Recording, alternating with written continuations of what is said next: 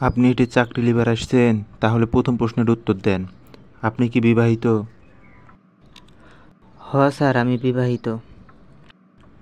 তাহলে শ্বশুর আপনাকে আদর করে কি গিফট করেছে? স্যার, কিছু না, একটা মোটরসাইকেল দিছে।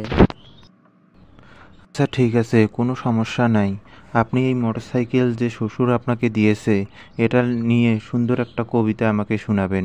যদি পছন্দ হয় তাহলে আপনার চাকরি কনফার্ম।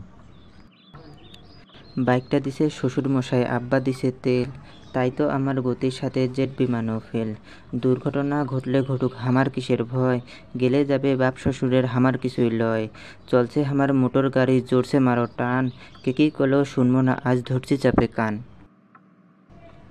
কি মনোরম গায়ের আঁকাবাঁকা রাস্তা, 100 কিলোমিটার ঘুরে এসে কর্ম আমি নাস্তা।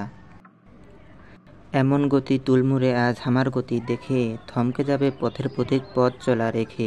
গতির চোটত কাঁপিচ্ছে মানুষ, উড়িচ্ছে পথের ধুলা। তিরিং বিরিং করে লাফাচ্ছে পথের ধারের বান্দা ছাগলগুলা। গতি আরও বাড়িয়ে দিলাম, পথটা পেয়ে সরু। হঠাৎ দেখি সামনে আমার বিশাল একটা গরু।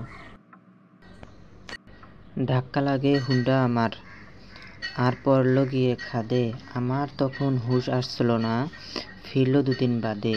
দুদিন পরে জ্ঞান ফিরল, চেয়ে দেখি ভাই, আমার সাথে যে দুই পা ছিল, পা দুটো আর নাই। সব ঘটনা শোনার পরে চমকে গেল গা। বাইকটা নাকি ঠিকই ছিল, আমার গেল পা।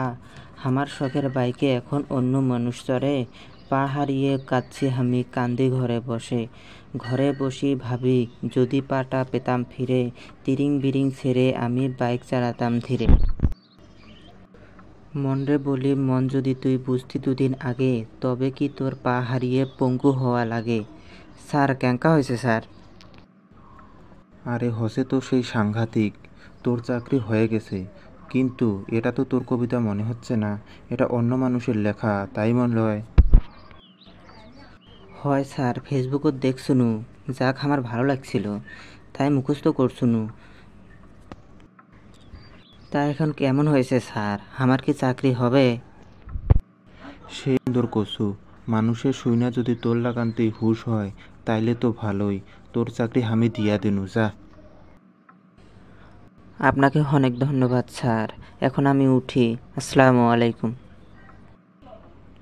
আচ্ছা উঠেন। ওয়ালাইকুম আসসালাম।